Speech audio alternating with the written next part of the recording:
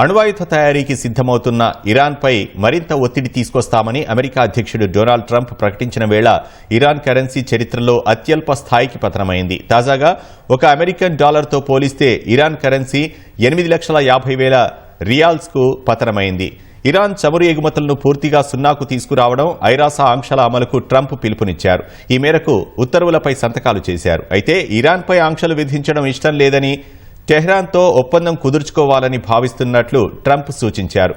అణ్వస్త్ర కార్యక్రమాల కారణంగా అంతర్జాతీయ ఆంక్షల నేపథ్యంలో ఇరాన్ ఆర్థిక వ్యవస్థ కొన్నేళ్లుగా తీవ్ర ఇబ్బందులు ఎదుర్కొంటోంది. 2015లో అగ్రరాజ్యంతో ఇరాన్ అణు ఒప్పందం చేసుకునే నాటికి $1కు 32,000 రియాల్స్ ఉండేవి. కొంతకాలంగా భారీగా పతనమవుతూ వస్తున్న రియాల్ విలువ అమెరికా అధ్యక్ష ఎన్నికల ఫలితాల నాటికి 7.03 లక్షలకు చేరుకుంది. తాజాగా అది మరింత పతనమై 8.5 లక్షల రియాల్స్కు పడిపోయింది.